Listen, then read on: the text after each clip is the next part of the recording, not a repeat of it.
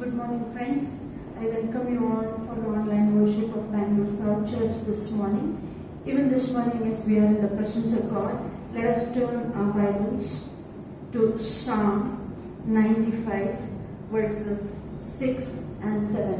ಬೆಳಗಿನ ಹೊತ್ತಾರೆಯಲ್ಲಿ ದೇವರ ಪ್ರಸನ್ನತೆಯಲ್ಲಿ ನಾವೆಲ್ಲರೂ ಒಟ್ಟಾಗಿ ಸೇರಿ ಹೊಂದಿರುವಾಗ ನಮ್ಮ ಸತ್ಯವೇದಗಳನ್ನು ಕೀರ್ತನೆಗಳು 95ನೇ ಅಧ್ಯಾಯ 6 ಮತ್ತು 7ನೇ ವಾಕ್ಯವನ್ನು ನಾವು ಒಟ್ಟಾಗಿ ಓದಿಕೊಳ್ಳೋಣ.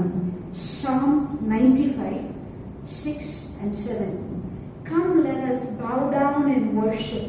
Let us kneel before the Lord our Maker.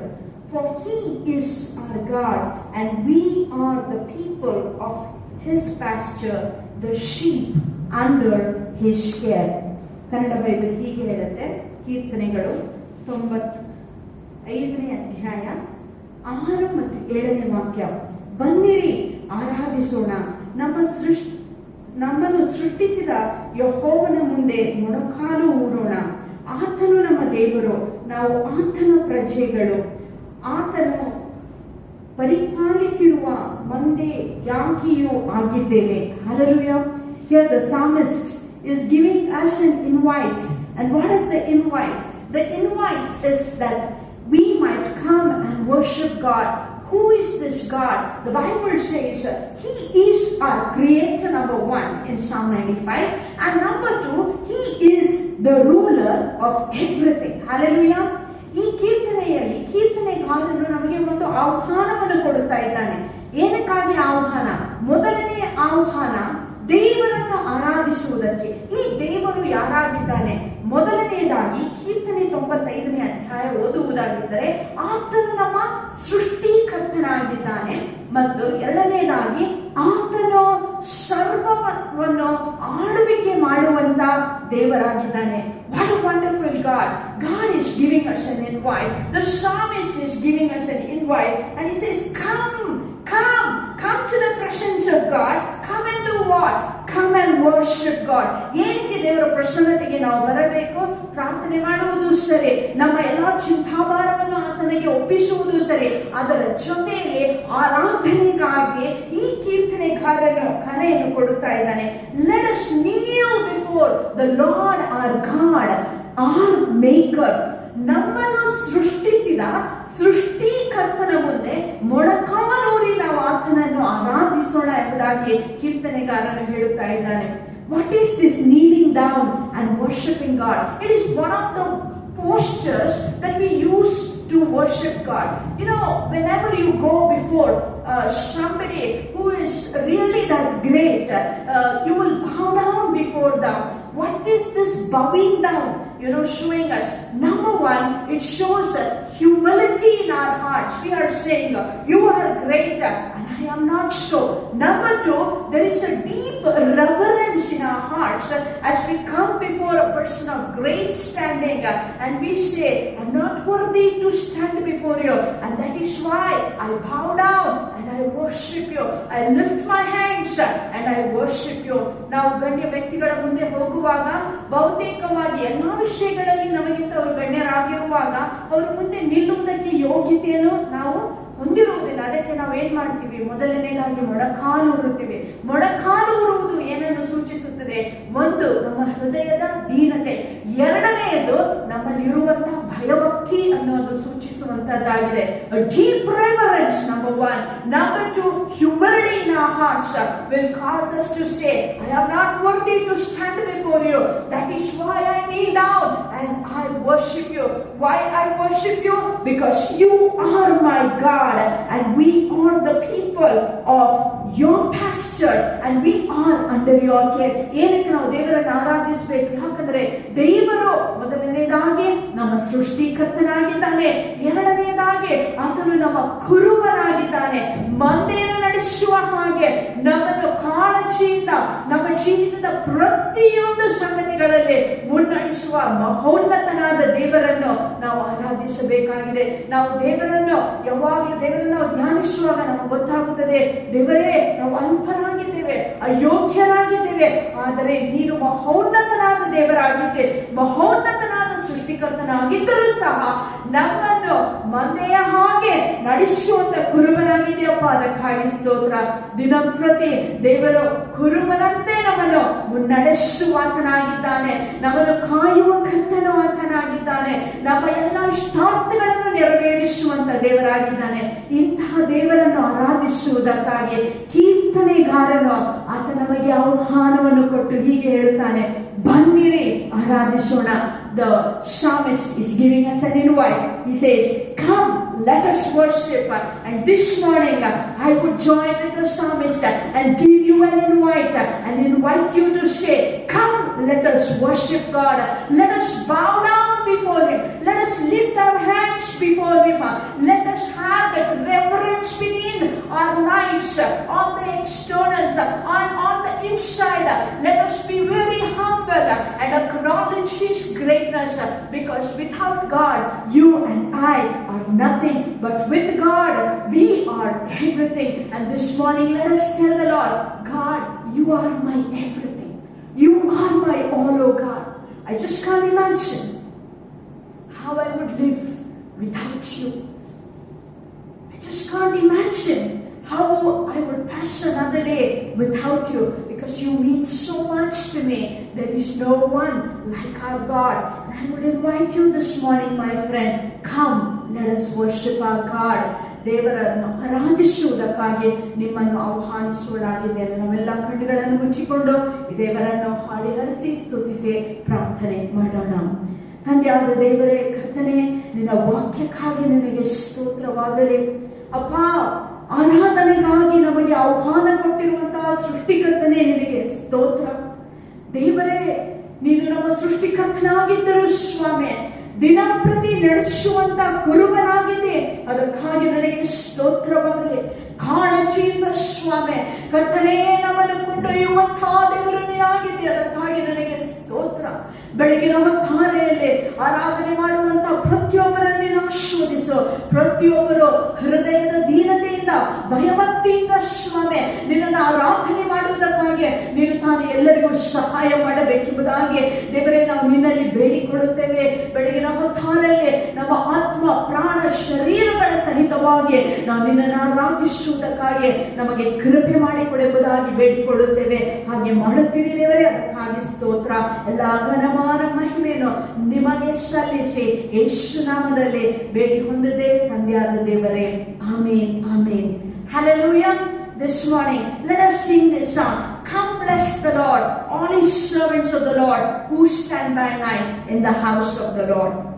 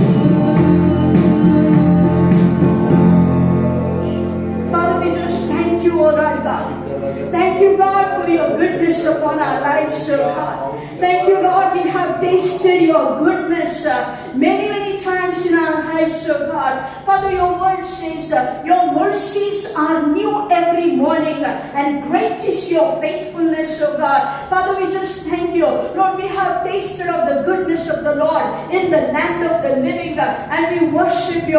Father, we acknowledge together as a church, you are our everything, oh Lord. You are our all master. Lord, both great and small you are to us. Lord, every needs of our life, you have been meeting so beautifully, Lord God. You take care of each one of us like the apple of your eye. Lord, you have engraved us on the very palm of your hand. Lord, you have numbered the hair of our head, oh Lord God. Lord, you protect us as we go out and come in, oh Lord God. Great is your faithfulness over our lives. There is none like you, Lord God. And we want to say, Lord, along with the saints today, that you are our everything, and you are our all, oh Lord Jesus. We thank you, God, for this relationship that we enjoy with you. Though you are the great creator of the whole universe, yet you are our Lord. Though you are utterly holy, you are intensely a personal God, very interested in each one of our lives. And Lord, it is our privilege to worship you. It is our privilege to bow down before you. It is our privilege to honor you, Lord God, in all that we do. Father, we pray that, Lord God, help us always, at all times, to worship you in the beauty of your holiness. For there is none, absolutely none like our God. And it is our privilege, Lord, as your servants and as your saints, to worship you. Thank you, Lord. We bless you. Hallelujah. We worship you. Worship you, Lord. Thank you, Jesus. Hallelujah. ನಾವು ಆಗಲೇ ಕೀರ್ತನೆಯನ್ನು ಓದಿಕೊಂಡಿರುವ ಹಾಗೆ ಕೀರ್ತನೆಗಾರನು ನಮಗೆ ಹೇಳುತ್ತಾನೆ, ಬನ್ನಿರಿ, ಆರಾಧನೆ ಮಾಡಿರಿ, ಮೊಣಕಾಲೂರಿ ಆತನನ್ನು ಸ್ತುತಿಸಿರೆಂಬುದಾಗಿ. ನಾವು ಭಯಭಕ್ತಿಯಿಂದ ಈ ದೇವರ ಮುಂದೆ ಬಂದು ನಮ್ಮ ಮೊಣಕಾಲುಗಳ ಮೇಲೆ ಆತನನ್ನು ಆರಾಧಿಸೋಣ. ಭಯಭಕ್ತಿಯಿಂದ, ದೀನ ಹೃದಯದಿಂದ ಆತನನ್ನು ನಾವು ಸ್ತುತಿಸೋಣ. ಯಾಕಂದರೆ ನಮ್ಮ ಸೃಷ್ಟಿಕರ್ತನಾದ ದೇವರು ಆತನು ತನ್ನ ಜೀವವನ್ನು ನಮಗೆ ಕೊಡುವ ತನಕ ನಮ್ಮನ್ನು ಪ್ರೀತಿಸಿ ಆತನು ನಿತ್ಯ ಜೀವಕ್ಕಾಗಿ ನಮ್ಮನ್ನು ಬಾಧ್ಯಸ್ಥರನ್ನಾಗಿ ಮಾಡಿದ್ದಾನೆ. ಇಂತಹ ದೇವರನ್ನು ನಾವು ಆರಾಧನೆ ಮಾಡೋಣ.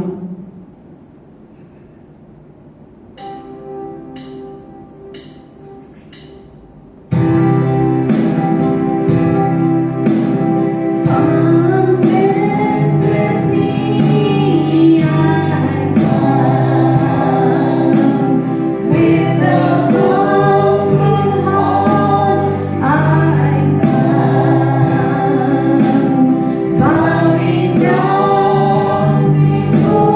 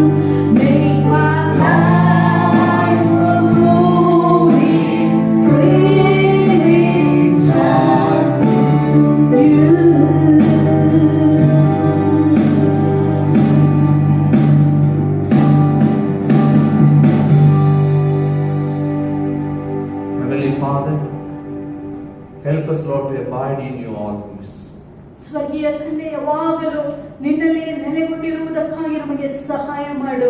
Make us, Lord, a place where you desire to dwell always. ಕರ್ತನೇ, ನಮ್ಮ ಜೀವಿತಗಳು ನಿನ್ನ ವಾಸ ಸ್ಥಳವಾಗಿ ನೀನು ಯಾವಾಗಲೂ ಇರಲು ಮನಸ್ಸು ಮಾಡುವಂತ ಜೀವಿತಗಳನ್ನಾಗಿ ನಮ್ಮನ್ನು ಮಾರ್ಪಡಿಸು. ನಮ್ಮೆಲ್ಲರನ್ನ ಆಶೀರ್ವಾದ ಮಾಡಿ. ಯೇಸು ನಾಮದಲ್ಲಿ ಬೇಡಿಕೊಳ್ಳುತ್ತೇವೆ. ಆಮೆನ್.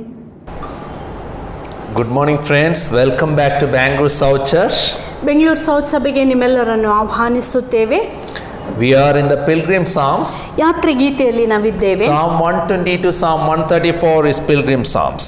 ಕೀರ್ತನೆ 120ರಿಂದ 134ನೇ ಕೀರ್ತನೆವರೆಗೆ ನಾವು ಯಾತ್ರಾ ಗೀತೆ ಎಂಬುದಾಗಿ ಕರೆಯುತ್ತೇವೆ. All these psalms are sung while the pilgrims climbed the Jerusalem temple steps. ಈ ಎಲ್ಲ ಗೀತೆಗಳನ್ನು ಯಾತ್ರಿಗಳು ಯೆರೂಸಲೇಮ್ ಆಲಯವನ್ನು ಮುಟ್ಟುವುದಕ್ಕಾಗಿ ಮೆಟ್ಟಲುಗಳನ್ನು ಹತ್ತುವಾಗ ಅವರು ಹಾಡುತ್ತಿದ್ದರು. Today we are in the last pilgrim psalm, Psalm 134.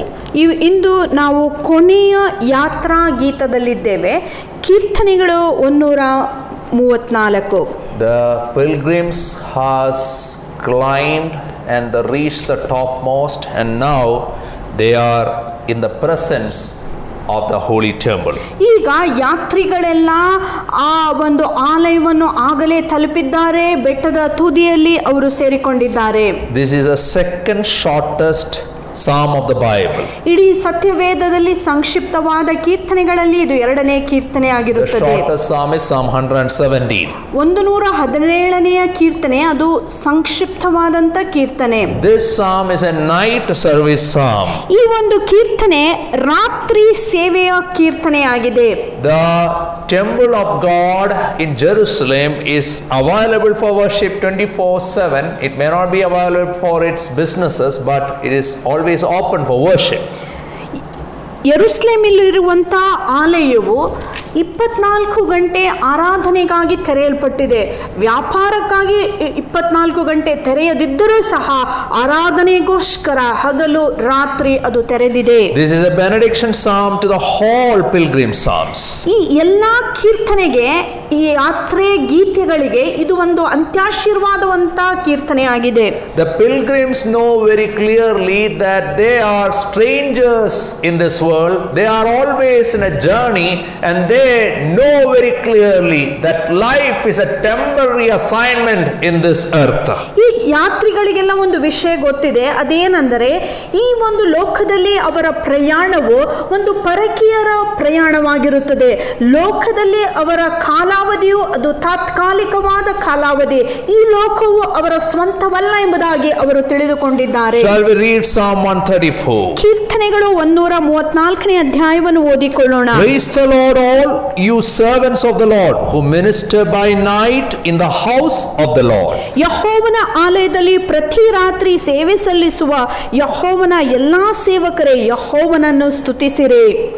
Lift up your hands in the sanctuary and praise the Lord. ನಿಮ್ಮ ಕೈಗಳನ್ನು ಪರಿಶುದ್ಧ ಸ್ಥಳದಲ್ಲಿ ಎತ್ತಿ ಯೆಹೋವನನ್ನು ಸ್ತುತಿಸಿರಿ. May the Lord, the maker of heaven and earth, bless you from Zion. ಆಕಾಶವನ್ನು ಭೂಮಿಯನ್ನು ಉಂಟು ಮಾಡಿದ ಯೆಹೋವನು ಚೀಯೋನೊಳಗಿಂದ ನಿಮ್ಮನ್ನು ಆಶೀರ್ವದಿಸಲಿ. The God of every pilgrim.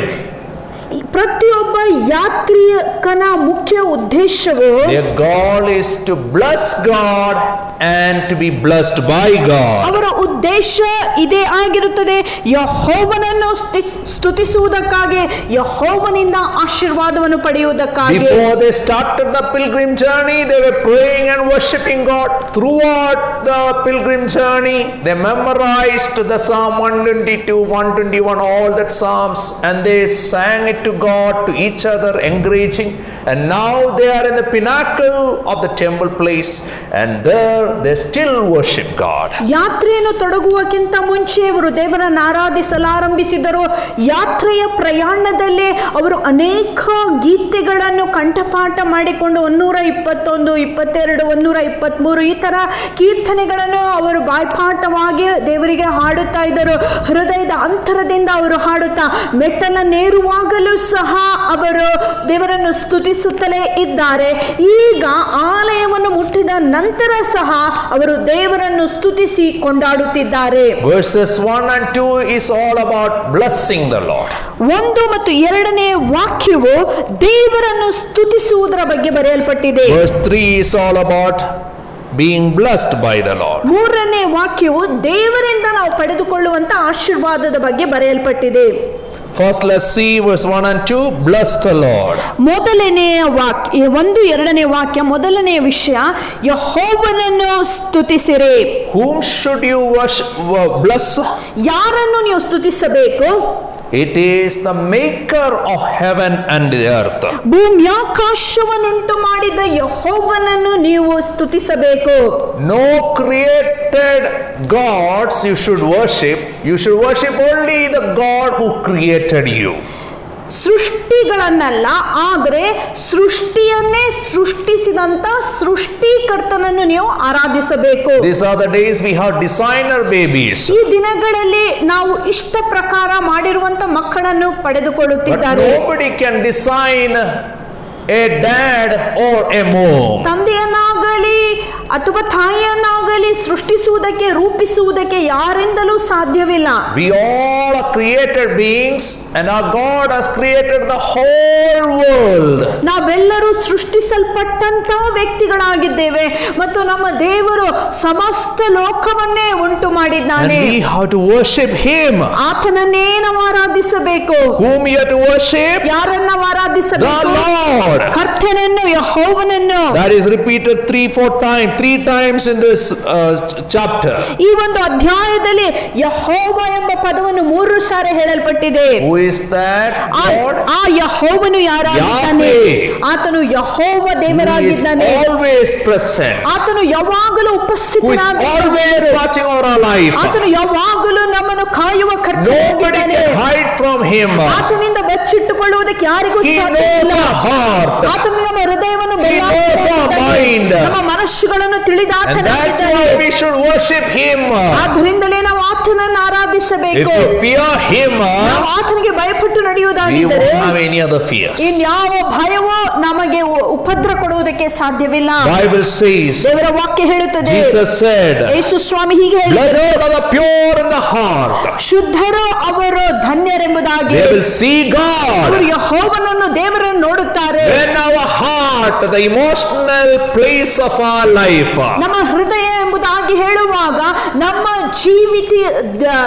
ಜೀವಿತದ ಒಂದು ಭಾವನೆಗಳ ಸಿಂಹಾಸನ ಅದಾಗಿರುತ್ತದೆ. when we long for ನಾವು God ದೇವರಿಗೋಸ್ಕರ ನಾವು ಬಯಕೆಯನ್ನು in ಹೊಂದುವಾಗ holiness, ಪರಿಶುದ್ಧತೆಯಲ್ಲಿ, then we will see God. ಆಗ ದೇವರನ್ನು ನಾವು ನೋಡುತ್ತೇವೆ. The purpose of the pilgrim all the way, traveling, taking all the difficulty, losing sleep, all the discomforts of journey, living with so many multitudes, all this is one purpose, to see the Lord and worship God in the holy place in His terms. ನಾವು ನೋಡುತ್ತೇವೆ, ಯೆರೂಸಲೇಮಿಗೆ ಹೋಗುವಂತ ಯಾತ್ರಿಕರ ಉದ್ದೇಶ ಒಂದೇ ಆಗಿರುತ್ತದೆ. ಆ ಉದ್ದೇಶವೇನೆಂದರೆ ದೇವರ ಆಲಯವನ್ನು ತಲುಪಿ ಆಲಯದಲ್ಲಿ ಇರುವಂತ ದೇವರ ದರ್ಶನವನ್ನು ಪಡೆದುಕೊಳ್ಳುವುದು. ಎರಡನೇದಾಗಿ ಈ ದೇವರನ್ನು ಆರಾಧಿಸುವುದೇ ಅವರ ಮುಖ್ಯ ಗುರಿಯಾಗಿರುತ್ತದೆ. The pilgrim has overcome so many struggles. ಆ ಯಾತ್ರಿಕನು ಅನೇಕ ಕಷ್ಟಗಳನ್ನು ಅನುಭವಿಸಿ ಅಲ್ಲಿಗೆ ಬಂದಿದ್ದಾನೆ. In trusting God, he left his hometown, his house, his property, his wealth, everything, and he is traveling with one purpose, overcoming every struggles, every stumbling blocks, every distractions, every defiling things, because he want to see God. ಯೆಹೋವನಲ್ಲಿಯೇ ಭರವಸೆ ಇಟ್ಟು ಆತನು ತನ್ನ ಊರನ್ನು, ತನ್ನ ಮನೆಯನ್ನು, ತನ್ನ ಆಸ್ತಿ ಪಾಸ್ತಿಯನ್ನೆಲ್ಲ ಬಿಟ್ಟು ಆತನು ಯೆರೂಸಲೇಮ್ ಕಡೆಗೆ ಆತನು ಯಾತ್ರೆ ಮಾಡುತ್ತಾ ಇದ್ದಾನೆ. ಈ ಪ್ರಯಾಣದಲ್ಲಿ ಆತನ ಒಂದೇ ಭಯಕ್ಕೆ, ಆತನ ಒಂದೇ ಆಸೆ ಇದಾಗಿರುತ್ತದೆ, ನಾನು ಈ ದೇವರ ದರ್ಶನವನ್ನು ಪಡೆದುಕೊಳ್ಳಬೇಕು, ಈ ದೇವರನ್ನು ನಾನು ಆರಾಧಿಸಬೇಕು, ಈ ದೇವರನ್ನು ನಾನು ನೋಡಬೇಕೆಂಬುದೇ ಆ ಯಾತ್ರಿಕನ ಆಸೆ ಆಗಿರುತ್ತದೆ. ಈ ಆಸೆಯನ್ನು ಪೂರ್ತಿಗೊಳಿಸುವುದಕ್ಕಾಗಿ ಆತನು ಅನೇಕ ಅನೇಕ ಕಷ್ಟಗಳ ಹಿಂಸೆಗಳನ್ನು ಎದುರಿಸಿ ಈಗ ಆತನು ಆಲಯವನ್ನು ತಲುಪಿದ್ದಾನೆ. You want to tell one thing to Lord. ಆತನು ದೇವರಿಗೆ ಒಂದೇ ವಿಷಯ ಹೇಳಲು Lord, ಬಯಸುತ್ತಾನೆ. you are the boss of my life. ಓ ದೇವರೇ, ನೀನೇ ನನ್ನ ಜೀವಿತದ ಯಜಮಾನನು. You deserve all the glory. ನೀನು ಮಹಿಮೆ ಹೊಂದುವುದಕ್ಕೆ You ಯೋಗ್ಯನಾದ alone are worthy of my worship. ದೇವರೇ, ನನ್ನ ಆರಾಧನೆಗೆ ನೀನು ಮಾತ್ರ With ಯೋಗ್ಯನಾದ. everything I have, ನನ್ನಲ್ಲಿರುವಂತ ಸಮಸ್ತದಿಂದ I adore you, my Lord. ನಾನು ನಿನ್ನನ್ನೇ ಆರಾಧಿಸುತ್ತೇನೆ. I am willing to give up anything. ನಾನು ಎಲ್ಲವನ್ನು ಬಿಟ್ಟು ಬಿಡುವುದಕ್ಕೆ ಮನಸ್ಸು I am willing to give up everything ಇರುವುದಂತ ಎಲ್ಲವನ್ನು ಬಿಟ್ಟು ಕೊಡುವುದಕ್ಕೆ ನಾನು in pursuit of ಸಿದ್ಧನಾಗಿದ್ದೇನೆ. knowing you, Lord. ನಿನ್ನನ್ನು ತಿಳಿದುಕೊಳ್ಳಬೇಕಾಗಿದ್ದರೆ ಎಲ್ಲವನ್ನು Only ತ್ಯಜಿಸುತ್ತೇನೆ. one desire. ಒಂದೇ ಒಂದು ಆಸೆ, I want to see my Lord. ನಾನು ನನ್ನ ದೇವರ ದರ್ಶನವನ್ನು ಹೊಂದಿಕೊಳ್ಳಬೇಕು. We all are pilgrims, ನಾವೆಲ್ಲರೂ ಯಾತ್ರಿಕರಾಗಿದ್ದೇವೆ. but many defiling things are there. ಆದ್ರೆ ನಮ್ಮನ್ನು ಮಲಿನ ಮಾಡುವಂತ ಅನೇಕ ವಿಷಯಗಳುಂಟು. There are many things which distracts us in our journey. ನಮ್ಮ ಈ ಪ್ರಯಾಣದಲ್ಲಿ ಅಡಚಣೆ ಮಾಡುವುದಕ್ಕಾಗಿ ಅನೇಕ ವಿಷಯಗಳು ಉಂಟು. But let your motives be pure. ಆದ್ರೆ ನಿಮ್ಮ ಉದ್ದೇಶಗಳು ಅದು ಶುದ್ಧವಾಗಿರಬೇಕು. When your motives are mixed, you can't see the holy God. ನಿಮ್ಮ ಉದ್ದೇಶಗಳು ಅದು ಸರಿ ಆಗದಿದ್ದರೆ ಶುದ್ಧನಾದ ಪರಿಶುದ್ಧನಾದ ದೇವರ ದರ್ಶನ ನಿಮಗೆ ಉಂಟಾಗಲ್ಲ. Now, who how to praise the Lord? ಈಗ ಯಾರು ಈ ಯೆಹೋವನನ್ನು ಸ್ತುತಿಸಬೇಕು? All you servants of the Lord. ದೇವರ ಎಲ್ಲಾ ಸೇವಕರೇ. Who are the servants? ಈ ಸೇವಕರು ಯಾರಾಗಿದ್ದಾರೆ? Who minister by night in the house of the Lord. ಯೆಹೋವನ ಆಲಯದಲ್ಲಿ ಪ್ರತಿ ರಾತ್ರಿ ಸೇವೆ ಸಲ್ಲಿಸುವ ಯೆಹೋವನ ಸೇವಕರು. These are the priests and Levites who represents the people of God. ಈ ಸೇವಕರೆಂದರೆ ಜನರನ್ನು ದೇವರ ಮುಂದೆ ಪ್ರತಿನಿಧಿಸುವಂತ ಯಾಜಕರು, ಲೇವಿ ಕುಲಕ್ಕೆ ಸೇರಿದಂತ ಜನರಾಗಿದ್ದಾರೆ. When we turn to 1 Chronicles chapter 9, ಒಂದು ಪೂರ್ವ ಕಾಲ ವೃತ್ತಾಂತ 9ನೇ ಅಧ್ಯಾಯಕ್ಕೆ ಸತ್ಯವೇದವನ್ನು verse ತಿರುಗಿಸಿದರೆ 33, we see them. 33ನೇ ಅಧ್ಯಾಯದಲ್ಲಿ ನಾವು ಅವರನ್ನು ನೋಡಬಹುದು. Those who were musicians, head of Levite families, stayed in the rooms of the temple and were exempt from other duties because they were responsible for the work day and night. ಒಂದು ಪೂರ್ವಕಾಲ ವೃತ್ತಾಂತ 9ನೇ ಅಧ್ಯಾಯದ 33ನೇ ವಾಕ್ಯ. ಇದಲ್ಲದೆ ಲೇವಿಯರ ಪಿತೃಗಳಲ್ಲಿ ಮುಖ್ಯಸ್ಥರಾದ ಇವರು ಹಾಡುಗಾರರಾಗಿದ್ದು ಸ್ವತಂತ್ರವಾಗಿ ಕೊಠಡಿಗಳಲ್ಲಿ ವಾಸವಾಗಿದ್ದರು, ಏಕೆಂದರೆ ಅವರು ರಾತ್ರಿ ಹಗಲು ಅದೇ ಕಾರ್ಯದಲ್ಲಿದ್ದರು. These are special servants of God. ಇವರಂದರೆ ದೇವರ ವಿಶೇಷವಾದಂತ ಸೇವಕರು. There are musicians among them. ಅವರ ಮಧ್ಯದಲ್ಲಿ ವಾದ್ಯ There are ಬಾರಿಸುವವರಿದ್ದಾರೆ, worship leaders among them. ಆರಾಧನೆ ನಾಯಕರು ಅವರ ಮಧ್ಯದಲ್ಲಿದ್ದಾರೆ, And they are sacrificial people. ಮತ್ತು ಅವರೆಲ್ಲರೂ ತ್ಯಾಗಮಯವಾದಂತ ಜನರು. They are very reliable in their job. ಅವರು ತಮ್ಮ ಕೆಲಸಗಳಲ್ಲಿ ನಂಬಿಗಸ್ತರಾದ Day ಜನರಾಗಿದ್ದಾರೆ. and night. ದಿನೇ ರಾತ್ರಿ ಹಗಲು ರಾತ್ರಿ They are willing to pay the price and worship the Lord. ಅವರು ಕ್ರಯ ಕಟ್ಟಿ ದೇವರನ್ನು ಆರಾಧಿಸುವುದಕ್ಕಾಗಿ ಅಲ್ಲಿ While ಬಂದಿದ್ದಾರೆ. all others are sleeping.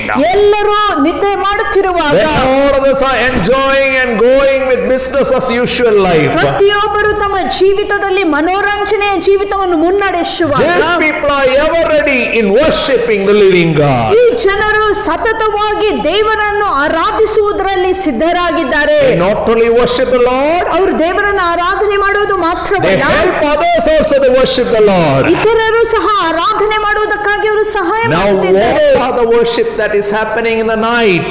ಈ ರಾತ್ರಿಯಲ್ಲಿ ಯಾವ ತರದ ಆರಾಧನೆ ನಡೆಯುತ್ತಾ I'll show ಇದೆ? you some samples. ನಾನು ಕೆಲವು ವಿಷಯಗಳನ್ನು ವಾಕ್ಯದಿಂದ ತೋರಿಸುತ್ತೇನೆ. Leviticus chapter 6. ಯಾಜಕಾಂಡ ಪುಸ್ತಕ 6ನೇ ಅಧ್ಯಾಯ.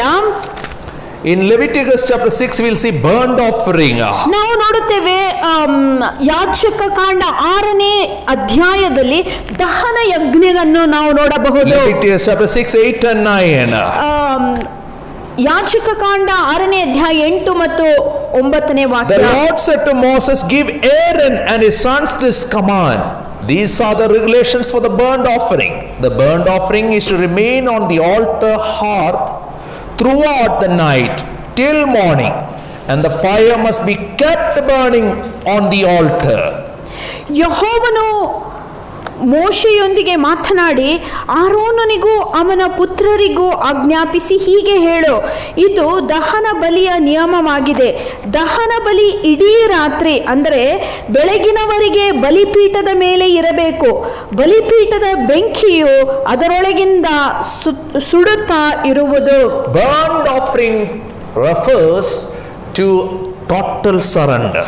ದಹನ ಬಲಿ ಎಂಬುದಾಗಿ ಹೇಳುವಾಗ ಸಂಪೂರ್ಣವಾಗಿ ಒಬ್ಬ ವ್ಯಕ್ತಿಯು ತನ್ನನ್ನೇ ತಾನು ಒಪ್ಪಿಸಿಕೊಡುವುದರ ಬಗ್ಗೆ ಮಾತನಾಡುತ್ತದೆ. The sacrificial animal is kept in the fire throughout the night. ಯಜ್ಞದ ಆ ಬಲಿಯು, ಆ ಒಂದು ಪ್ರಾಣಿಯು ಇಡೀ ರಾತ್ರಿ ಆ ಒಂದು ಯಜ್ಞವೇದಿಯ ಮೇಲೆ ಇರಿಸಲ್ಪಡುತ್ತದೆ. The holy fire penetrates and consumes every inch of that body. ಆ ಪರಿಶುದ್ಧವಾದಂತ ಅಗ್ನಿಯು ಆ ಪ್ರಾಣಿಯ ಪ್ರತಿಯೊಂದು ಅಂಗಾಂಗಗಳಲ್ಲಿ ಪ್ರವೇಶಿಸಿ ಅದು ಅದನ್ನು ದಹಿಸುತ್ತದೆ. The fire should be kept so hot. ಆ ಬೆಂಕಿಯು ಯಾವಾಗಲೂ ಉರಿಯುತ್ತಲೇ ಇರಬೇಕು. And finally that body reduces to ashes. ಕೊನೆ ಪಕ್ಷದಲ್ಲಿ ಆ ಒಂದು ದೇಹವು ಅದು ಬೂದಿಯಾಗಿ That talks about total surrender. ಅದೇ ಸೂಚಿಸುವಂತ ವಿಷಯವೇನೆಂದರೆ ಸಂಪೂರ್ಣವಾಗಿ ಒಪ್ಪಿಸಿಕೊಡುವುದು. Every inch of our life, ನಮ್ಮ ಜೀವಿತದ ಪ್ರತಿಯೊಂದು every areas of our life ನಮ್ಮ ಜೀವಿತದ ಪ್ರತಿಯೊಂದು ಭಾಗವು is to be surrendered totally to the Lord. ದೇವರಿಗೆ ಸಂಪೂರ್ಣವಾಗಿ ನಾವು ಅದನ್ನು ಅರ್ಪಿಸಬೇಕು. Oh, that a fire should be alive. ಅದಕ್ಕೋಸ್ಕರ ಅಲ್ಲಿ ಇರುವಂತ ಆ ಬೆಂಕಿ ಉರಿಯುತ್ತಲೇ The ಇರಬೇಕು. holy fire should be alive in our life. ಪರಿಶುದ್ಧವಾದಂತ ಬೆಂಕಿಯು ಸತತವಾಗಿಯೂ ನಮ್ಮಲ್ಲಿ ಉರಿಯುತ್ತಲೇ ಇರಬೇಕು. Sin increases within the body of Christ.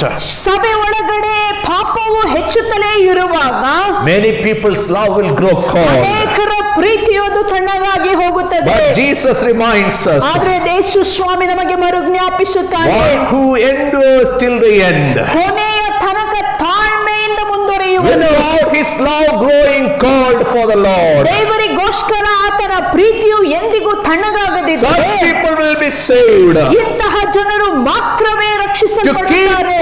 our love hot for the Lord, ಯಾವಾಗಲೂ ನಾವು ಕ್ರಿಸ್ತನಿಗೋಸ್ಕರ ನಮ್ಮ ಪ್ರೀತಿಯನ್ನು ನವೀಕರಿಸುವಾಗ, keep our love fresh for the Lord, ದೇವರಿಗೋಸ್ಕರ ನಾವು ಚೈತನ್ಯ ಹೊಂದಿರುವಂತ ಪ್ರೀತಿಯನ್ನು we should ಒಪ್ಪಿಸಿಕೊಳ್ಳುವಾಗ soak ourselves in the holy fire. ನಾವು ಆ ಪರಿಶುದ್ಧವಾದ ಬೆಂಕಿಯಲ್ಲೇ ನಮ್ಮನ್ನೇ ನಾವು ಮರೆ We ಮಾಡಿಕೊಳ್ಳಬೇಕು. need the Holy Spirit presence again and again. ಪರಿಶುದ್ಧಾತ್ಮನ ಪ್ರಸನ್ನತೆಯು ಮೇಲಿಂದ ಮೇಲೆ ನಮ್ಮೊಳಗೆ ಬರಬೇಕು. Unless we are filled again and again with the power of the Holy Spirit, ಪರಿಶುದ್ಧಾತ್ಮನ ಶಕ್ತಿಯಿಂದ ದಿನಂಪ್ರತಿ ನಾವು ತುಂಬಿಸದೆ ಹೋಗಿದ್ದರೆ can't be a fresh, pleasing aroma offering to the Lord. ನಮ್ಮ ಜೀವಿತಗಳು ದೇವರಿಗೆ ಸುಗಂಧವಾದ ಸುವಾಸನೆ ಆಗಲು ಸಾಧ್ಯವಿಲ್ಲ. Another example ಇನ್ನೊಂದು ಉದಾಹರಣೆ you will see in Leviticus chapter 24. ಯಾಜಕ ಕಾಂಡ 24ನೇ ಅಧ್ಯಾಯದಲ್ಲಿ ನಾವು ಅದನ್ನು ನೋಡಬಹುದು. Leviticus chapter 24, 1 to 4. ಯಾಜಕ ಕಾಂಡ 24ನೇ ಅಧ್ಯಾಯ 1ನೇ ವಾಕ್ಯದಿಂದ 4ನೇ ವಾಕ್ಯ. The Lord said to Moses, ಯೆಹೋವನು ಮೋಶೆಯೊಂದಿಗೆ ಮಾತನಾಡಿ ಹೇಳಿದ್ದೇನೆಂದರೆ, command the Israelites to bring you clear oil of pressed olives for the light, so that the lamps may be kept burning continually.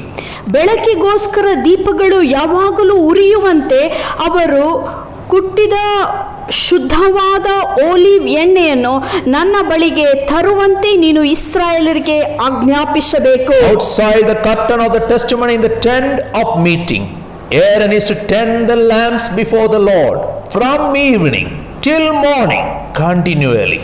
ದೇವದರ್ಶನದ ಗುಡಾರದೊಳಗೆ ಸಾಕ್ಷಿಯಾಗಿ ಪರದೆಯ ಹೊರಗಡೆ ಯೆಹೋವನ ಸನ್ನಿಧಿಯಲ್ಲಿ ಸಂಜೆಯಿಂದ ಬೆಳಗಿನವರೆಗೆ ಇರುವಂತೆ ಆರೋನನು ಅದನ್ನು ಕ್ರಮಪಡಿಸಬೇಕು. ಇದು ನಿಮ್ಮ ಸಂತತಿಯವರೆಗೆ ಶಾಶ್ವತವಾದ ನಿಯಮವಾಗಿರುವುದು. This is to be a lasting ordinance for the generations to come. The lamps on the pure gold lampstand before the Lord must be tended continually. ದೀಪಗಳು ಶುದ್ಧವಾದ ದೀಪಸ್ತಂಭದ ಮೇಲೆ ಯೆಹೋವನ ಸನ್ನಿಧಿಯಲ್ಲಿ ಯಾವಾಗಲೂ ಇರುವಂತೆ ಅವನು ಕ್ರಮಪಡಿಸಬೇಕು. the priests and Levites, ಅಲ್ಲಿ ಇರುವಂತ ಯಾಜಕರು ಲೇವಿ ಕುಲದ ವಂಶದವರು at night times, ರಾತ್ರಿ ವೇಳೆಯಲ್ಲಿ, at festival days, ಹಬ್ಬದ ದಿನಗಳಲ್ಲಿ they have to keep the light burning, the lamps burning throughout the night. ದೀಪ ಸ್ತಂಭಗಳ ಮೇಲೆ ದೀಪವು ಇಡೀ ರಾತ್ರಿ ಉರಿಯುವಂತೆ ಅವರು That ನೋಡಿಕೊಳ್ಳಬೇಕಾಗಿತ್ತು. keeps the darkness away. ಇದರ ನಿಮಿತ್ತವಾಗಿ ಬೆಳಕಿರುವಾಗ ಕತ್ತಲೆಯು ಆಚೆ ಹೋಗುತ್ತಿತ್ತು. Reminds us one thing. ಇದು ನಮಗೆ ಒಂದು ವಿಷಯವನ್ನು ಮರು Whether ಜ್ಞಾಪಿಸುತ್ತದೆ. there is oil in our life, ನಮ್ಮ ಜೀವಿತದಲ್ಲಿ ಎಣ್ಣೆ ಇದೆಯಾ? let's not be like that foolish virgins. ನಾವು ಮೂರ್ಖ ಕನ್ಯಾಸ್ತ್ರೀಯರಾಗೆ ಇರಬಾರದು. Any moment our Lord will appear. ಯಾವುದೇ ಸಮಯದಲ್ಲಿ ಕರ್ತನ ಬರೋಣವು ಸಾಧ್ಯ ಉಂಟು. There is no place for darkness in our life. ನಮ್ಮ ಜೀವಿತದಲ್ಲಿ ಕತ್ತಲೆಗೆ ಸ್ಥಳವೇ We ಇಲ್ಲ. are called to be children of light. ನಾವು ಬೆಳಕಿನ ಮಕ್ಕಳಾಗಿ In ಕರೆಯಲ್ಪಟ್ಟಿದ್ದೇವೆ. darkness, so many shameful things happen. ಕತ್ತಲೆಯ ಪರಿಸ್ಥಿತಿಯಲ್ಲಿ ಅನೇಕ ನಾಚಿಕೆಯುಳ್ಳ In ಸಂಗತಿಗಳು ನಡೆಯುತ್ತವೆ. darkness, so many wicked things happen. ಕತ್ತಲೆ ಬರುವಂತ ಸಮಯದಲ್ಲಿ ಅನೇಕ ದುಷ್ಕೃತ್ಯಗಳು ನಡೆಯುತ್ತವೆ. But our Lord walked in light. ಆದ್ರೆ ನಮ್ಮ ದೇವರಾದರೂ ಬೆಳಕಿನಲ್ಲಿ ನಡೆದಾತ. There is no darkness in him. ಆತನೊಳಗೆ ಒಂದು ಸ್ವಲ್ಪವೂ ಕತ್ತಲೆ He ಇಲ್ಲ. dwells in unapproachable light. ಆತನು ಮುಟ್ಟಲಾರದಂಥ ಬೆಳಕಿನಲ್ಲಿ ಇರುವಂತ We are ದೇವರಾಗಿದ್ದಾನೆ. called out of darkness ನಾವು ಕತ್ತಲೆ ಒಳಗಿಂದ ಕರೆಯಲ್ಪಟ್ಟಿದ್ದೇವೆ. to his marvelous light. ಆತನ ಆ ಬೆಳಕಿನಲ್ಲಿ ನಡೆಯುವುದಕ್ಕಾಗಿ So that ಕರೆಯಲ್ಪಟ್ಟಿದ್ದೇವೆ. through our lips and through their lives will declare his praises to the world. ನಮ್ಮ ಬಾಯಿ ಸ್ತುತಿಗಳ ಮುಖಾಂತರ, ಜೀವಿತದ ಶುದ್ಧತೆಯ ಮುಖಾಂತರ ಆತನ ಸ್ತುತಿಯನ್ನು ಈ ಲೋಕದಲ್ಲಿ ಪ್ರಕಟಪಡಿಸುವುದಕ್ಕಾಗಿ ಕರೆಯಲ್ಪಟ್ಟಿದ್ದೇವೆ. The servants we saw, they are ministering in the night. ನಾವು ನೋಡಿದ ಹಾಗೆ ಆ ಎಲ್ಲಾ ಸೇವಕರು ರಾತ್ರಿ ವೇಳೆಯಲ್ಲಿ ಸೇವೆ ಸಲ್ಲಿಸುತ್ತಿದ್ದಾರೆ. Praise the Lord. ಯೆಹೋವನನ್ನು ಸ್ತುತಿಸಿರಿ All you servants. ಎಲ್ಲಾ ಸೇವಕರೇ. The pilgrims are singing and encouraging all the servants. ಅಲ್ಲಿ ಯಾತ್ರಿಕರು ಒಬ್ಬರಿಗೆ ಒಬ್ಬರು ಹೀಗೆ ಉತ್ತೇಜಿಸಿ ಹೇಳುತ್ತಿದ್ದಾರೆ, ಎಲ್ಲಾ ಸೇವಕರೇ ಯೆಹೋವನನ್ನು In ಸ್ತುತಿಸಿರಿ. Old Testament time, there were priests and Levites to represent the worship of God's people. ನಾವು ನೋಡುತ್ತೇವೆ ಹಳೆ ಒಡಂಬಡಿಕೆಯ ದಿನಗಳಲ್ಲಿ ಯಾಜಕ ಕುಲದವರು ಮತ್ತು ಅಲ್ಲಿರುವಂತಹ ಯಾಜಕರೆಲ್ಲರೂ, ಲೇವಿ ಕುಲದ ಜನರೆಲ್ಲರೂ ಜನರನ್ನು ದೇವರ ಮುಂದೆ ಅವರು ಪ್ರತಿನಿಧಿಸುತ್ತಿದ್ದರು. But today, ಆದ್ರೆ ಇಂದು Peter tells us one thing. ಪೇತ್ರ ನಮಗೆ ಒಂದು ವಿಷಯ 1 ಹೇಳುತ್ತಿದ್ದಾನೆ. Peter 2 verse 9. ಒಂದು ಪೇತ್ರ 2ನೇ ಅಧ್ಯಾಯದ 9ನೇ ವಾಕ್ಯ. But you are a chosen people, a royal priesthood, a holy nation, a people belonging to God, that you may declare the praises of him who called you out of darkness into his wonderful light. ಕತ್ತಲೆಯ ಒಳಗಿಂದ ನಿಮ್ಮನ್ನು ಕರೆದು ತನ್ನ ಆಶ್ಚರ್ಯಕರವಾದ ಬೆಳಕಿನಲ್ಲಿ ಸೇರಿಸಿದಾತನ ಕೊಂಡಾಡುವರಂತೆ ನೀವು ಆಯಲ್ಪಟ್ಟ ಜನರು, ರಾಜತನದ ಯಾಜಕರು, ಪರಿಶುದ್ಧ ಜನಾಂಗವು, ದೇವರ ಜನರು ಆಗಿದ್ದೀರಿ. We all are priests and kings for Lord Jesus Christ. ದೇವರಿಗೋಸ್ಕರ ನಾವೆಲ್ಲರೂ ರಾಜವಂಶದ ಯಾಜಕರಾಗಿದ್ದೇವೆ. Every one of you, ನಿಮ್ಮಲ್ಲಿ ಇರುವಂತ ಪ್ರತಿಯೊಬ್ಬರು, each one of us, ನಿಮ್ಮಲ್ಲಿ ಇರುವಂತ ಪ್ರತಿಯೊಬ್ಬರು, everybody should bless the Lord. ಎಲ್ಲರೂ ಯೆಹೋವನನ್ನು ಕೊಂಡಾಡಬೇಕು. When are there servants of Lord worshiping the Lord? ದೇವರ ಸೇವಕರು ಯಾವಾಗ ಯೆಹೋವನನ್ನು Look ಸ್ತುತಿಸುತ್ತಿದ್ದಾರೆ? the timing. ಅವರ ಸಮಯವನ್ನು ಗಮನಿಸಿರಿ. Midnight, ಅದು ಮಧ್ಯರಾತ್ರಿ ವೇಳೆ, throughout night, day and night. ರಾತ್ರಿ ಹಗಲು ಅವರು ಯೆಹೋವನನ್ನು ಸ್ತುತಿಸುತ್ತಿದ್ದಾರೆ. True pilgrims, ನಿಜವಾದ ಯಾತ್ರಿಕರು they will not get distracted with any other projects. ಬೇರೆ ಯಾವುದೇ ಕೆಲಸದಲ್ಲಿ ಅವರು ತಮ್ಮನ್ನೇ ತಾವು Through their ಅಡಚಣೆಗೊಳಿಸಿಕೊಳ್ಳುವುದಿಲ್ಲ. words, through their life, through their work, through their prayer, through their parenting, through everything they do, they praise and worship God 24/7. ಅವರು ತಮ್ಮ ಜೀವಿತದ ಮುಖಾಂತರ, ಅಂದ್ರೆ ಅವರು ಹೇಳುವಂತ ಪ್ರಾರ್ಥನೆಗಳು, ಓದುವಂತಹ ವಾಕ್ಯಗಳು, ಮಾಡುವಂತ ಕೆಲಸಗಳು, ಪೋಷಣೆಯನ್ನು ಮಾಡುವಂತ ಸಮಯದಲ್ಲಿ, ಇತರ ಕೆಲಸದಲ್ಲಿ ತಮ್ಮನ್ನೇ ತಾವು ತೊಡಗಿಕೊಳ್ಳುವಾಗಲೂ ಸಹ ಅವರು ಕೇವಲ ಬಾಯಿ ಮಾತುಗಳಿಂದಲ್ಲ, ಆದರೆ ಜೀವಿತದ ಶೈಲಿಯಿಂದ ಪ್ರತಿ ವೇಳೆ 24 ಗಂಟೆ ಅವರು ಯೆಹೋವನನ್ನು ಸ್ತುತಿಸುತ್ತಾರೆ. One day David was caught ಒಂದು ದಿನ ದಾವೀದನು by ಸಿಕ್ಕಾಕಿಕೊಂಡನು. the enemies. ಆತನ ವೈರಿಗಳು ಆತನನ್ನು ಹಿಡಿಯುತ್ತಾರೆ. he was forced to act insane. ಆತನು ಹುಚ್ಚನಂತೆ ವರ್ತಿಸುವುದಕ್ಕಾಗಿ ಆತನು ಒತ್ತಾಯಿಸಲ್ಪಟ್ಟನು. Saliva is flowing. ಆತನ ಬಾಯಿಂದ ಎಂಚಲು ಆಚೆ ಬರುತ್ತಿದೆ. First thing he uttered. ಒಂದೇ ಮೊದಲು ಆತನು ಉಚ್ಚರಿಸಿದಂತ Psalm ಮಾತು 34 verse 1, he said, I bless the Lord at all times. ಕೀರ್ತನೆ 34ನೇ ಅಧ್ಯಾಯ 1ನೇ ವಾಕ್ಯದಲ್ಲಿ ಎಲ್ಲಾ ಸಮಯಗಳಲ್ಲಿ ಯೆಹೋವನನ್ನೇ ಸ್ತುತಿಸುತ್ತೇನೆ ಎಂಬುದಾಗಿ ಆತನು ಉಚ್ಚರಿಸುತ್ತಾನೆ. In good times and bad times. ಒಳ್ಳೆ ಸಮಯಗಳಲ್ಲಿ ಕಷ್ಟ In ಸಮಯಗಳಲ್ಲಿ, health and when there is no health. ಒಳ್ಳೆ ಆರೋಗ್ಯ ಇರುವಾಗಲೂ ಸಹ ಅನಾರೋಗ್ಯತೆಯಲ್ಲಿಯೂ In ಸಹ, poverty and prosperity. ಬಡತನದಲ್ಲಿಯೂ ಸಿರಿತನದಲ್ಲಿಯೂ, Painful time and in peaceful time. ನೋವಿನ ದಿನಗಳಲ್ಲಿಯೂ ಸಮಾಧಾನದ Every ದಿನಗಳಲ್ಲಿಯೂ, time the pilgrim praises the Lord. ಎಲ್ಲಾ ವೇಳೆಯಲ್ಲಿ ಯಾತ್ರಿಕನು ಯೆಹೋವನನ್ನು ಸ್ತುತಿಸುತ್ತಾನೆ. Because ಯಾಕಂದರೆ the pilgrim's beauty, his duty is in praising the Lord. ಆ ಒಬ್ಬ ಯಾತ್ರಿಕನ ಸೌಂದರ್ಯವು ಯೆಹೋವನನ್ನು ಸ್ತುತಿಸುವುದರಿಂದಲೇ ಬರುವಂತದ್ದಾಗಿದೆ. He is not forced to worship Lord. ಆತನು ದೇವರನ್ನು ಆರಾಧಿಸುವುದಕ್ಕಾಗಿ He ಒತ್ತಾಯಿಸಲ್ಪಟ್ಟಿಲ್ಲ. thinks all the goodness of God and cheerfully he praises the Lord. ಆತನು ಯೆಹೋವನ ಸಕಲ ಹಿತವನ್ನು ನೆನೆಸಿಕೊಂಡು ಸಂತೋಷವಾದ ಹೃದಯದಿಂದ ಆತನು ಯೆಹೋವನನ್ನು ಕೊಂಡಾಡುತ್ತಿದ್ದಾನೆ.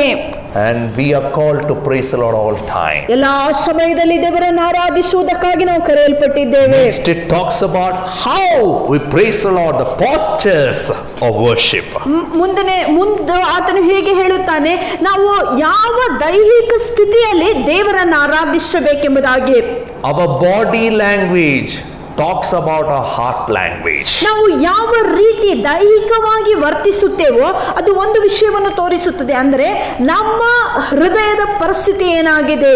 When you came all the way to praise the Lord in this pilgrim place, ನೀವು ದೀರ್ಘ ಪ್ರಯಾಣ ಮಾಡಿ ಈ ಒಂದು ಯಾತ್ರಾ ಸ್ಥಳಕ್ಕೆ ದೇವರನ್ನು ಆರಾಧಿಸುವುದಕ್ಕಾಗಿ if your ಬಂದಿದ್ದೀರಿ, heart is not proper with God, that will be reflected in your body language. ಒಂದು ವೇಳೆ ನಿಮ್ಮ ಹೃದಯವು ಶುದ್ಧವಾಗದಿದ್ದರೆ, ದೇವರ ಜೊತೆ ನೆಟ್ಟಗಿರುವಂತ ಸಂಬಂಧ ಇರದಿದ್ದರೆ, ಅದು ನಿಮ್ಮ ದೈಹಿಕ ಸ್ಥಿತಿಯಿಂದ ಅದು ಕಂಡು ಬರುತ್ತದೆ. That's why Isaiah chapter 29 verse 13, Isaiah says, ಆದ್ದರಿಂದ ಯೆಶಾಯನ ಪ್ರವಾದನೆ ಗ್ರಂಥ 29ನೇ ಅಧ್ಯಾಯದ 13ನೇ ವಾಕ್ಯ ಹೀಗೆ ಹೇಳುತ್ತದೆ, the Lord says, this people come near to me with their mouth, honor me with their lips, but their hearts are far from me. Their worship of me is made up only of rules taught by men.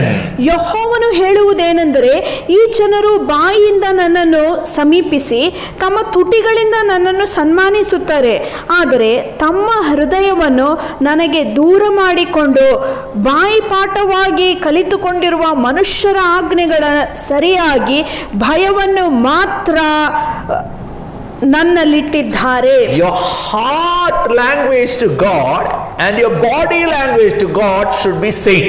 ನಿಮ್ಮ ಹೃದಯದ ಭಾಷೆ ಮತ್ತು ನಿಮ್ಮ ದೈಹಿಕ ಭಾಷೆ ದೇವರಿಗೆ ಅದು ಒಂದೇ ಆಗಿರಬೇಕು. When you come to temple of God and your eyes is roaming around to see the toys all around, then you miss the presence of God. ನೀವು ಯೆಹೋವನ ಆಲಯಕ್ಕೆ ಆರಾಧನೆ ಮಾಡುವುದಕ್ಕೆ ಬರುವಾಗ ನಿಮ್ಮ ಗಮನವು, ನಿಮ್ಮ ಕಣ್ಣುಗಳು ಯೆಹೋವನ ಹೊರತಾಗಿ ಬೇರೆ ಎಲ್ಲಾ ಸಂಗತಿಗಳ ಮೇಲೆ ಅದು ಇರುವುದಾಗಿದ್ದರೆ ಜೀವಿತದ ಉದ್ದೇಶ, ಆರಾಧನೆ ಉದ್ದೇಶವನ್ನು ನೀವು ಕಳೆದುಕೊಂಡಿದ್ದೀರಿ. Our hearts and lips should say the same thing. ನಮ್ಮ ಹೃದಯಗಳು, ನಮ್ಮ ತುಟಿಗಳು ಒಂದೇ ಭಾಷೆಯನ್ನು ಆಡಬೇಕು. Otherwise, Jesus names us hypocrites. ಇಲ್ಲವಾದ್ರೆ ಯೇಸು ನಮ್ಮನ್ನು ಕಪಟಿಗಳಂತ ಕರೆಯುತ್ತಾನೆ. In Psalm 24, ಕೀರ್ತನೆಗಳು 24ನೇ David ಅಧ್ಯಾಯದಲ್ಲಿ says, ದಾವೀದನು ಹೀಗೆ ಹೇಳುತ್ತಾನೆ, who will enter the holy place?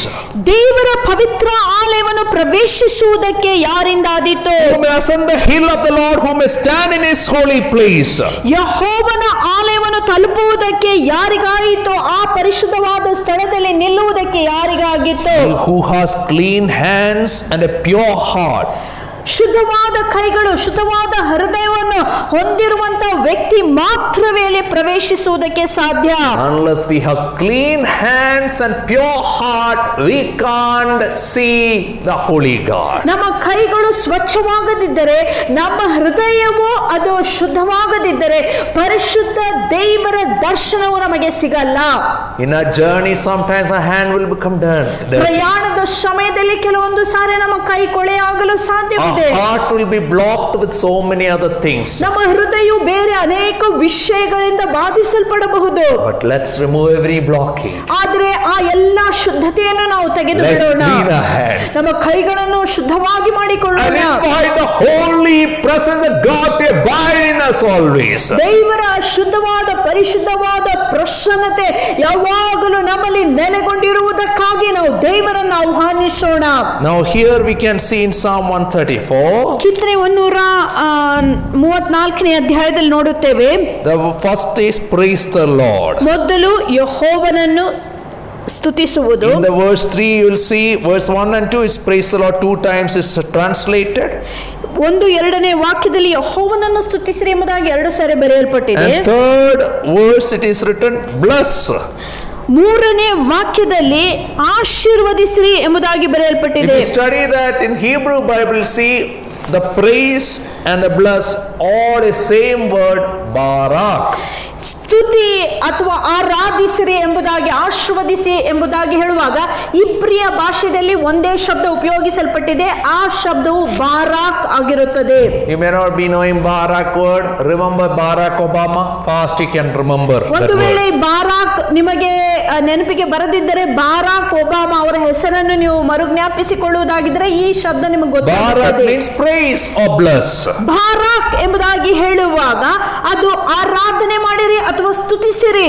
Literally Barak means ನಿಜವಾಗಿ ಬಾರಾಕ್ ಎಂಬ ಶಬ್ದದ ಅರ್ಥ to kneel down or bow down before the Lord. ದೇವರ ಮುಂದೆ ಮೊಣಕಾಲೂರುವುದು ಅಥವಾ ನಮಸ್ಕರಿಸುವುದಾಗಿದೆ. When you understand the greatness of God, ಯೆಹೋವನ ಮಹೋನ್ನತೆಯ ಕುರಿತಾಗಿ ನೀವು ಅರ್ಥೈಸಿಕೊಳ್ಳುವಾಗ, when you sing out how great you are, O Lord, ದೇವರೇ ನೀನು ಎಂಥ ಮಹೋನ್ನತನಾದ ದೇವರಾಗಿದೆ, automatically your feet goes down, you kneel down and you prostrate before the Lord and say, God, you are so great. ನೀವು ನಿಮ್ಮಷ್ಟಕ್ಕೆ ನೀವು ಆ ವೇಳೆಯಲ್ಲಿ ದೇವರ ಶ್ರೇಷ್ಠತನವನ್ನು ಆಲೋಚನೆ ಮಾಡುವಾಗ, ಧ್ಯಾನಿಸುವಾಗ ತನ್ನಷ್ಟಕ್ಕೆ ತಾನು ನಿಮ್ಮ ಮೊಣಕಾಲೂರಿ ಸಾಷ್ಟಾಂಗವಾಗಿ ದೇವರನ್ನು ನೀವು Some ನಮಸ್ಕರಿಸುವರಾಗಿರುತ್ತೀರಿ. people, they don't have the habit of kneeling down, bowing down before the presence of the Lord. ಕೆಲವು ಜನರಿಗೆ ದೇವರ ಮುಂದೆ ಮೊಣಕಾಲೂರುವಂತ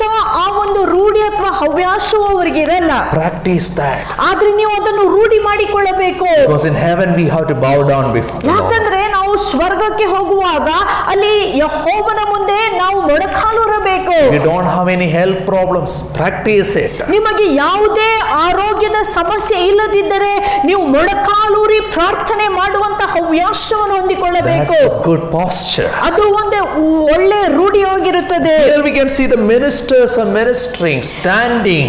ನಾವು ನೋಡುತ್ತೇವೆ ಇಲ್ಲಿ ಎಲ್ಲಾ ಸೇವಕರು ನಿಂತುಕೊಂಡು ಅವರು ಸೇವೆ That is ಸಲ್ಲಿಸುತ್ತಿದ್ದಾರೆ. another posture. ಅದು ಇನ್ನೊಂದು ರೀತಿಯಾದ ಆರಾಧನೆ. In the book of Revelation, we see in the last worship, in Revelation, we see multitudes from every language, every tribe, every caste, every community coming and standing in the presence of the Lord. ಪ್ರಕಟಣೆ ಪುಸ್ತಕ ನೀವು ಓದುವುದಾಗಿದ್ದರೆ ನೀವು ನೋಡುತ್ತೀರಿ, ಆ ಕೊನೆಯ ದಿನದಲ್ಲಿ ಲೋಕದ ಎಲ್ಲಾ ವಂಶದ ಜನರು, ಸಕಲ ಭಾಷೆ ನುಡಿಯುವಂತ ಜನರು ಎಲ್ಲರೂ ಯೆಹೋವನ ಮುಂದೆ ನಿಂತುಕೊಂಡು ಅವರು ಯೆಹೋವನನ್ನು ಆರಾಧಿಸುತ್ತಿದ್ದಾರೆ. Another posture will get in verse 2. 2ನೇ ವಾಕ್ಯದಲ್ಲಿ ಇನ್ನೊಂದು ಆ ಒಂದು ದೈಹಿಕ ಸ್ಥಿತಿಯು ಕಂಡು ಬರುತ್ತದೆ. Lifting up your hands. ನಿಮ್ಮ ಕೈಗಳನ್ನೆತ್ತಿ ಯೆಹೋವನನ್ನು ಸ್ತುತಿಸಿರಿ.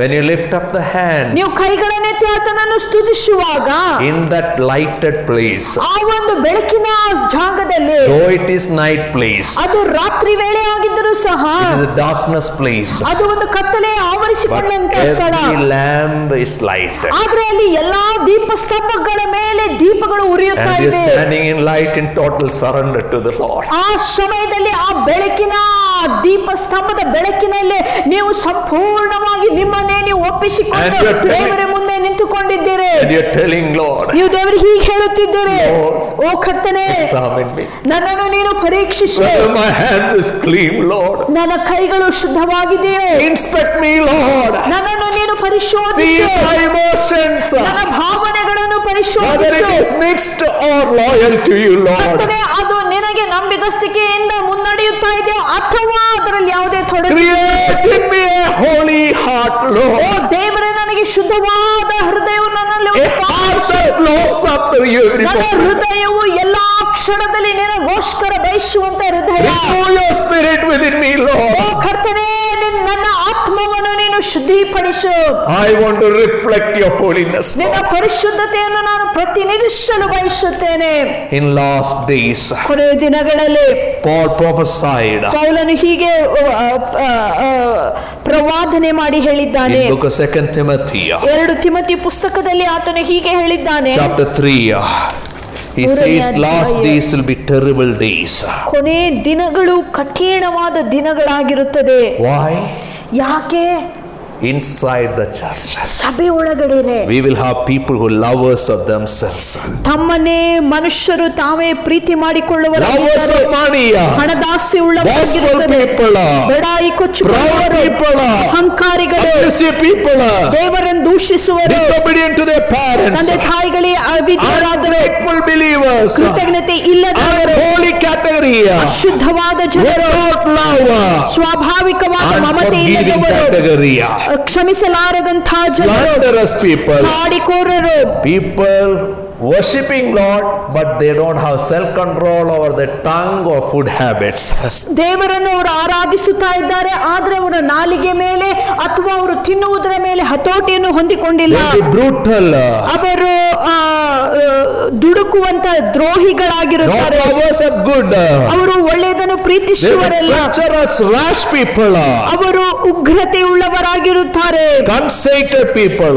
ಅವರು ಉಬ್ಬಿಕೊಳ್ಳುವಂತ ಜನರಾಗಿರುತ್ತಾರೆ, They are lovers of pleasure ಅವರು ಭೋಗಗಳನ್ನು ಪ್ರೀತಿಸುವಂತವರ, rather than lovers of God. ದೇವರನ್ನು ಹೊರತಾಗಿ ಭೋಗಗಳನ್ನು They ಪ್ರೀತಿಸುತ್ತಾರೆ. use God for their pleasures. ಅವರು ತಮ್ಮ ಭೋಗಗಳಿಗೋಸ್ಕರ ದೇವರನ್ನು And ಉಪಯೋಗಿಸುವಂತವರು. Pastor Paul concludes like this. Pastor Paul ಅವರು ಹೀಗೆ ಮುಕ್ತಾಯಗೊಳಿಸುತ್ತಾರೆ. They are having a form of godliness but denying its power. ಭಕ್ತಿ ವೇಷವಿದ್ದರೂ ಅದರಲ್ಲಿ ಬಲ ಇಲ್ಲದೆ ಇರುವಂತವರಾಗಿರುತ್ತಾರೆ. Your rituals, your forms of worship, your expressions of worship is accepted only if your heart is right with the Lord. ಒಂದು ವೇಳೆ ನೀವು ಮಾಡುವಂತ ಎಲ್ಲಾ ಬಹಿರಂಗವಾದ ಆರಾಧನೆಯ ಪದ್ಧತಿಗಳನ್ನೆಲ್ಲ ದೇವರು ಆತನು ಒಪ್ಪಿಕೊಳ್ಳುವಂತ ಸಮಯ ಯಾವಾಗ ಎಂದರೆ ನಿಮ್ಮ ಹೃದಯವು ಶುದ್ಧವಾಗಿರಬೇಕು, ದೇವರ ಜೊತೆಯಲ್ಲಿ ನಿಮ್ಮ ಸಂಬಂಧವು ನೆಟ್ಟಗಾಗಿರಬೇಕು. Bible encourages us to express ourselves before the presence of Lord. ದೇವರ ವಾಕ್ಯ ನಮಗೆ ಉತ್ತೇಜಿಸುತ್ತದೆ ನಮ್ಮನ್ನೇ ನಾವು ದೇವರ ಮುಂದೆ ವ್ಯಕ್ತಪಡಿಸಿಕೊಳ್ಳಬೇಕೆಂಬುದಾಗಿ. When we see India and some other country cricket match, we get excited, we shout, we praise, we do lot of things. Why don't you express yourself before the Lord who loves you and blesses you in every way? ನಾವು ಒಂದು cricket match ಅನ್ನು ನೋಡುವುದಾಗಿದ್ದರೆ, ಭಾರತ ಇನ್ನೊಂದು ದೇಶದ ಜೊತೆಗೆ ಆಟ ನಾವು ಆಡುವಾಗ, ಭಾರತವು ಗೆಲ್ಲುವಾಗ ನಾವು ನಮ್ಮಲ್ಲಿ ಇರುವಂತ ಎಲ್ಲಾ ಭಾವನೆಗಳನ್ನು ಇದರ ಮುಖಾಂತರ ವ್ಯಕ್ತಪಡಿಸುತ್ತಾ ಇದ್ದೇವೆ. ಹಾಗೆಯೇ ಯಾಕೆ ನಾವು ನಮ್ಮನ್ನೇ ದೇವರ ಮುಂದೆ ವ್ಯಕ್ತಪಡಿಸಬಾರದು? Where you should bless the Lord? ನೀವು ದೇವ ಯೆಹೋವನನ್ನು ಎಲ್ಲಿ ಸ್ತುತಿಸಬೇಕು? In the sanctuary, ಆಲಯದಲ್ಲಿ ಆತನನ್ನು in the ಆರಾಧಿಸಬೇಕು. place designed for worship. ಆರಾಧನೆಗೋಸ್ಕರ ಮೀಸಲಾಗಿರುವಂತಹ ಸ್ಥಳದಲ್ಲಿ ದೇವರನ್ನು Not only in ಆರಾಧಿಸಬೇಕು. the sanctuary, ಆಲಯದಲ್ಲಿ ಮಾತ್ರವಲ್ಲ, because the Lord is maker of heaven.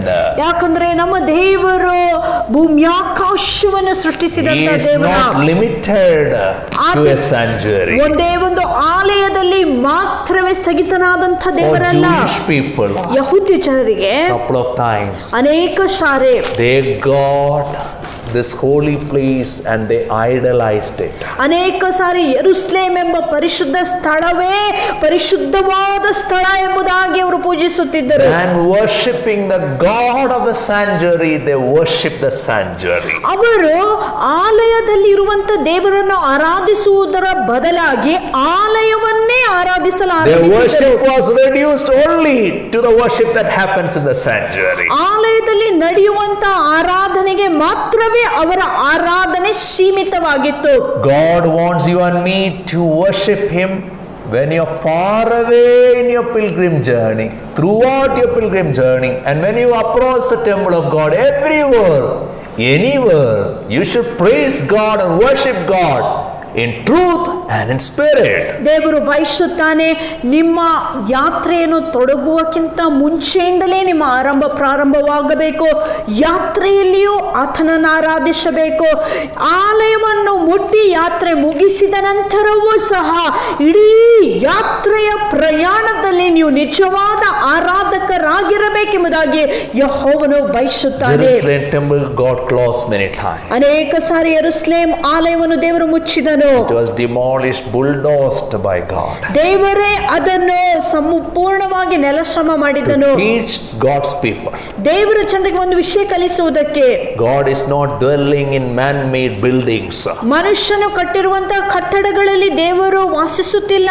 But God is dwelling in humble hearts. ದೇವರು ದೀನ ಹೃದಯದಲ್ಲಿ ವಾಸವಾಗಿದ್ದಾನೆ. God is dwelling in people who depend on Him.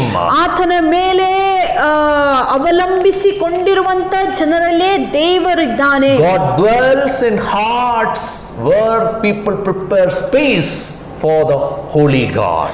ಪರಿಶುದ್ಧವಾದ ದೇವರಿಗೆ ತಮ್ಮ ಜೀವಿತವನ್ನೇ ಆಲಯವಾಗಿ ಮಾರ್ಪಡಿಸಿರುವಂತ ಜನರ ಜೀವಿತಗಳಲ್ಲಿ ದೇವರು ವಾಸಿಸುವಾತನಾಗಿದ್ದಾನೆ.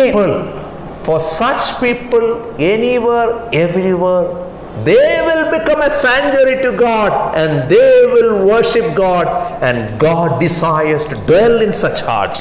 ಇಂತಹ ಜನರು ಅವರು ಯಾವುದೇ ಸ್ಥಳದಲ್ಲಿದ್ದರೂ ಸಹ ಯಾವಾಗಲೂ ಅವರ ಹೃದಯವು ದೇವರಿಗೋಸ್ಕರ ಸಿದ್ಧ ಮಾಡಲ್ಪಡುವ ಕಾರಣದಿಂದ ಅವರ ಜೀವಿತಗಳೇ ದೇವರಿಗೋಸ್ಕರ ಮಾಡಲ್ಪಟ್ಟಂತ ಒಂದು ಆಲಯವಾಗುತ್ತವೆ. The pilgrims sang and encouraged the priest to reflect the worship. ಆ ಯಾತ್ರಿಕರೆಲ್ಲರೂ ಅವರು ಒಬ್ಬರನ್ನೊಬ್ಬರು ಉತ್ತೇಜಿಸಿ ಅವರು ಹೇಳುತ್ತಾರೆ, ಆರಾಧನೆಯನ್ನು ನಿಮ್ಮ ಜೀವಿತದ ಮುಖಾಂತರ ತೋರ್ಪಡಿಸಿರಿ. Verse 3 we see the people all receive the blessing after the pilgrim is over.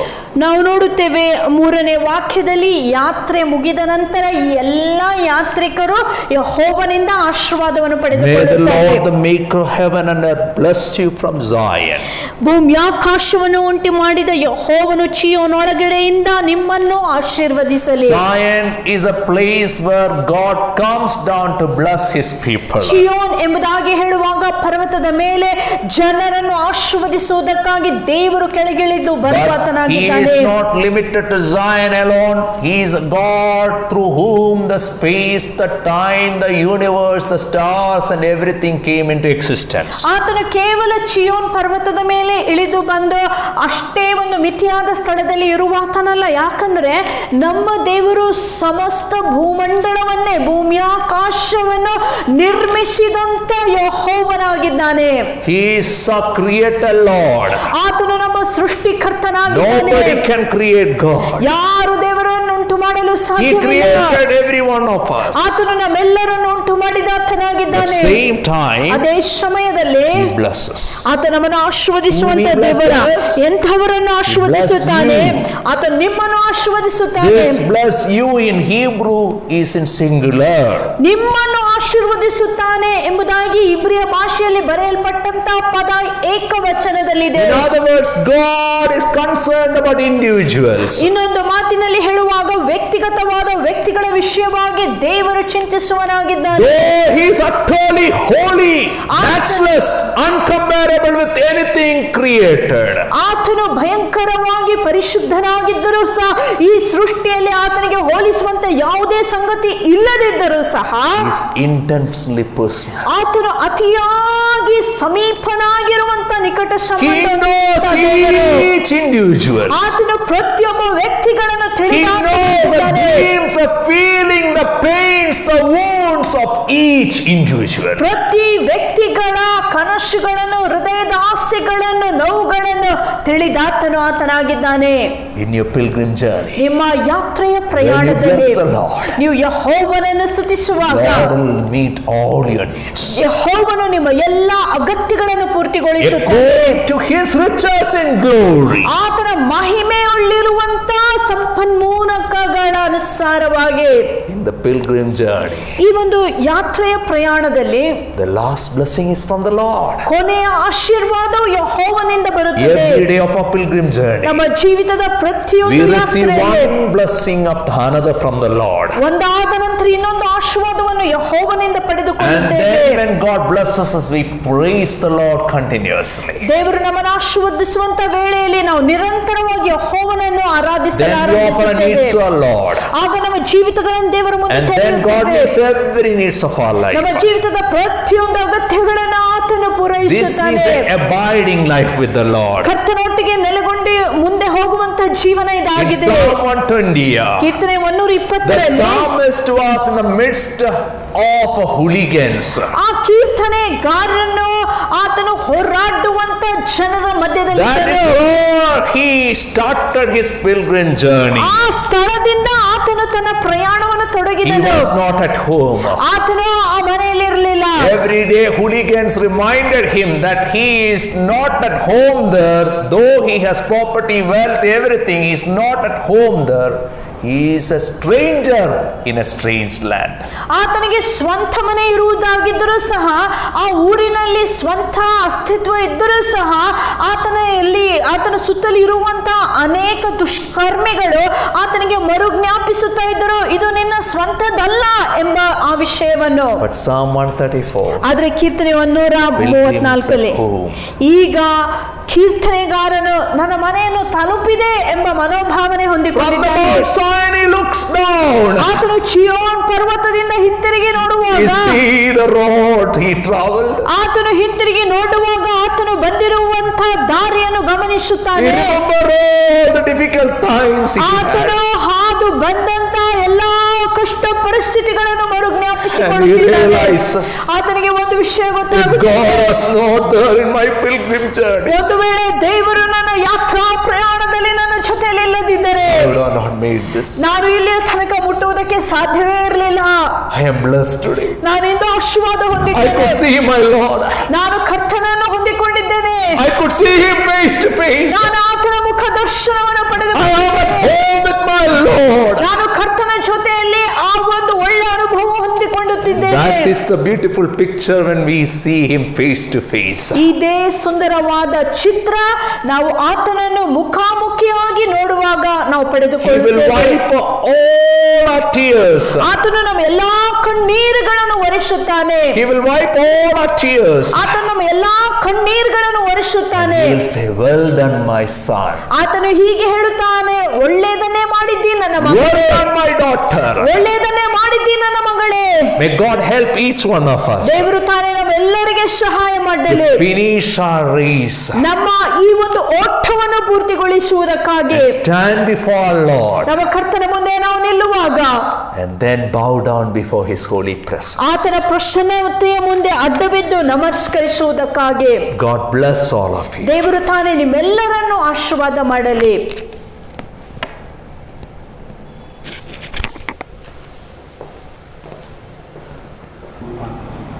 Let us pray this prayer unto the Lord. Lord, prepare me to be a sanctuary. We learned that ultimately the pilgrims who reached the sanctuary, but as a church, let us ask the Lord, God, you make us a living sanctuary for you. Pure and holy, tried and true, with every passing day, that we would be a sanctuary unto you. ದೇವರಲ್ಲಿ ನಾವು ಈ ರೀತಿಯಾದ ಪ್ರಾರ್ಥನೆಯನ್ನು ಮಾಡಿಕೊಳ್ಳೋಣ. ನಾವು ಕಲಿತ ಹಾಗೆ ಆಗಲೇ ಎಲ್ಲ ಯಾತ್ರಿಗಳು ಆಲಯವನ್ನು ಮುಟ್ಟಿ ಅವರು ದೇವರ ದರ್ಶನ ಹೊಂದಿಕೊಂಡರೆಂಬುದಾಗಿ ದೇವರಿಗೆ ನಾವು ಈ ಒಂದು ಹಾಡನ್ನು ಪ್ರಾರ್ಥನೆಯಲ್ಲಿ ಬೇಡಿಕೊಳ್ಳೋಣ. ದೇವರೇ, ನನ್ನ ಜೀವಿತವನ್ನೇ ನೀನು ಸಜೀವ ಯಜ್ಞವಾಗಿ ನೀನು ಮಾರ್ಪಡಿಸು. ಪ್ರತಿನಿತ್ಯವೂ ನೀನು ವಾಸಿಸುವಂತ ವಾಸಸ್ಥಳವಾಗಿರುವಂತ ಆ ನನ್ನ ಜೀವಿತ ಆ ಆಲಯವಾಗಲೆಂಬುದಾಗಿ ನಾವು ದೇವರಲ್ಲಿ ಬೇಡಿಕೊಳ್ಳೋಣ. ಈ ಹಾಡನ್ನು ಹಾಡುವ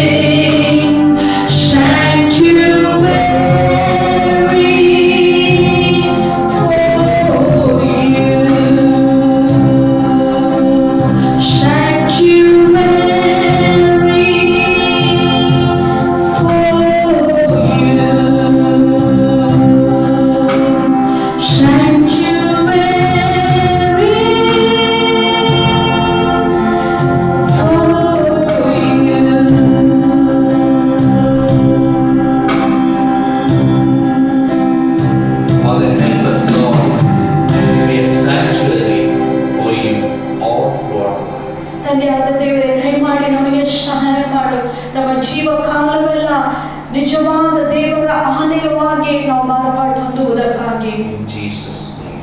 ಯೇಸು ನಾಮದಲ್ಲಿ ಬೇಡಿಕೊಳ್ಳುತ್ತೇವೆ. Amen. Shall we have the benediction? ಅಂತ್ಯಾಶೀರ್ವಾದವನ್ನು ನಾವು May the ಪಡೆದುಕೊಳ್ಳೋಣ. grace of our Lord and Savior Jesus Christ, ಯೇಸು ಕ್ರಿಸ್ತನ ಅಮೂಲ್ಯವಾದಂತಹ ಕೃಪೆಯು, the lavish love of God the Father, ತಂದೆಯಾದ ದೇವರ ಅಳತೆ ಇಲ್ಲದಂತಹ ಪ್ರೀತಿಯು, the comfort and encouragement of the blessed Holy Spirit ಪರಿಶುದ್ಧಾತ್ಮನ ಸಂತೈಸುವಿಕೆಯು, ಮುನ್ನಡೆಸುವಿಕೆಯು enable us ನಮಗೆ ಸಹಾಯ ಮಾಡಲಿ. to live in the presence of God ದೇವರ ಪ್ರಸನ್ನತೆಯಲ್ಲಿ ಯಾವಾಗಲೂ ವಾಸಿಸುವುದಕ್ಕಾಗಿ all throughout the ನಮ್ಮ pilgrim journey. ಜೀವಿತದ ಪ್ರತಿ ದಿನಗಳಲ್ಲಿ ಆತನಿಗೋಸ್ಕರ ಜೀವಿಸುವುದಕ್ಕಾಗಿ God bless all of you. ದೇವರು ನಿಮ್ಮನ್ನು ಆಶೀರ್ವಾದ ಮಾಡಲಿ. Enjoy God's perfect peace. ದೇವರ ನಿತ್ಯ ಸಮಾಧಾನವನ್ನು ಅನುಭವಿಸಿರಿ.